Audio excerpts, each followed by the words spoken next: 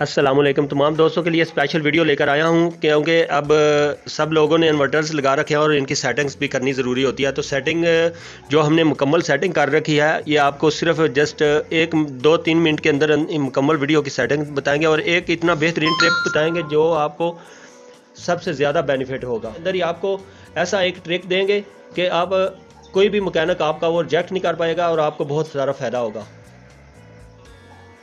जब आपका inverter overload होगा ही नहीं तो वो जलेगा कैसे। मैं गारंटी देता हूँ इस चीज़ की कि आपका इन्वर्टर कभी भी जल नहीं सकता अगर इसको एक आउटपुट पर और एक इनपुट पर दोनों प्रोटेक्ट ब्रेकर लगा दो। सेटिंग्स ज़हन में रख लेनी है कि चेंज करने का तरीका बताऊंगा, बाकी आपने सारी चेंज कर लेनी है। मैंने इसकी मुकम्मल सेटिंग करके तो ये वीडियो बनाई है ताकि बाद में फिर वीडियो समझाते वक्त बहुत लंबी हो जाती है तो दूसरे दोस्त जो है वो 1 मिनट में थक भी जाते हैं। ठीक है, तो ये देखिएगा। सबसे पहले इंटर में जाना है। 1 नंबर सेटिंग को आपने SUB पर रखना है, यानी सोलर विटालिटी और बैटरी। ठीक है, ये गर्मियों में ज़्यादा काम देती है। जब आप मतलब लोड शेडिंग होती है तो बाद में बैटरी इस्तेमाल होती है, तो ये फ़ायदेमंद है। ठीक है, दूसरे नंबर पे अगर आप इसका इन्वर्टर के अंदर से यानी यहाँ से आप इसका जो वापडा वाला ब्रेकर है इसे आप भी कर रखा होता है ना, तो फिर भी ये आपको ये सेटिंग जो है 1 नंबर पे SUB ये काम देती है। ठीक है, ये वाली सेटिंग है। ठीक है, तो दूसरे नंबर पर हमने 40 एम्पेयर रखे हुए हैं। तीसरे नंबर पर हमने UPS रखा हुआ है क्योंकि बिजली जब ब्लिंक ना करे। चौथे नंबर पर US बैटरी को हमने अपनी मर्ज़ी से सेटिस्फाई करना है जितने वोल्टेज पे हमने रखना है, तो इसलिए हमने कोई भी बैटरी सेलेक्ट नहीं की, जस्ट यूज रखा है। इस तरह से आप ये टोटल सेटिंग आप देखते जाओ। ये वोल्टेज हैं 220 लोग रखते हैं, हमने 230 रखे हैं।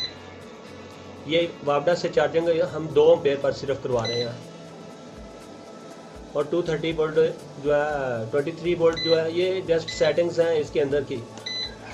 CSO का मतलब है कि हम इसको वापडा से चार्जिंग करवाना चाहते हैं, लेकिन हमने सिर्फ 2 एम्पेयर जो है वो उसकी चार्जिंग रखी है। ठीक है, नहीं तो आप इसे चेंज करके और भी कर सकते हैं। ये सारे जो है ये अलार्म का है, ये बीप का है, ये वाइट का है। यहाँ से बात शुरू होती है बैटरी की सेटिंग की। ठीक है, तो बैटरी की सेटिंग के लिए यहाँ पर आपने कट ऑफ वोल्टेज है कि आप 28 वोल्टेज पे जब आएगी बैटरी तो आप ब्रेक करवा दो, बस इससे ज़्यादा चार्जिंग ना हो। ठीक है, उसके बाद आपने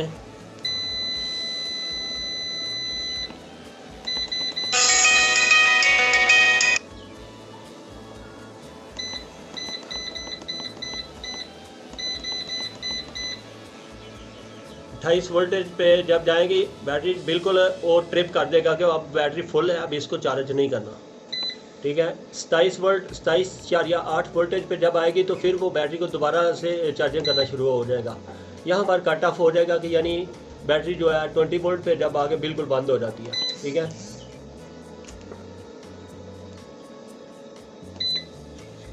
ये सारी सेटिंग्स जो हैं ये आप लोगों के किसी काम की नहीं है क्योंकि ये इन्वर्टर खुद ऑटोमेटिकली ये जो सेटिंग्स हैं ये बैटरी को ऑप्टिमाइज़ करने के लिए है, यानी बैटरी के सेल जो हैं उनमें अगर वोल्टेज कम ज़्यादा हो जाए तो उसको जस्टिफाई करने के लिए है। ठीक है, और ये उसके वोल्टेज हैं कि वो ज़्यादा वोल्टेज पे काम करता है। ठीक है, ये सारी आपके ज़रूरत की नहीं है। ये जो है आप ये मुकम्मल देख सकते हो। फिर भी अगर आप इसको कुछ चेंजिंग इसमें करना चाहते हो तो ये भी उसी चीज़ की है। बैटरी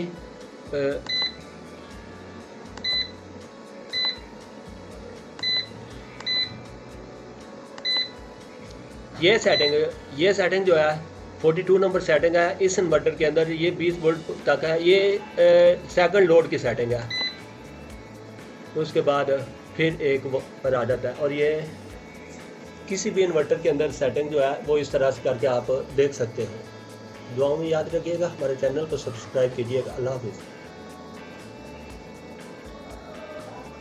अच्छा, जो ट्रिक की बात की थी कि आपको एक टिप दूंगा, तो वो टिप ये है कि आप ये वाला जो ब्रेकर है, ये वाला ब्रेकर जिसे हम प्रोटेक्ट ब्रेकर बोलते हैं, ये आप अपने इनपुट पर लगाने के बजाय आउटपुट पर लगाओ, क्योंकि आउटपुट पर जब लगाएंगे तो इसका ज़्यादा फ़ायदा हो जाता है। जबकि आपका इन्वर्टर अगर 18 एम्पेयर तक पिक कर सकता है तो आप इस पे 17 एम्पेयर एडजस्ट कर दो ताकि आपके इन्वर्टर पर लोड ही ना पड़ेगा। तो ये बेहतरीन ट्रिक था आपके लिए। अल्लाह हाफिज़।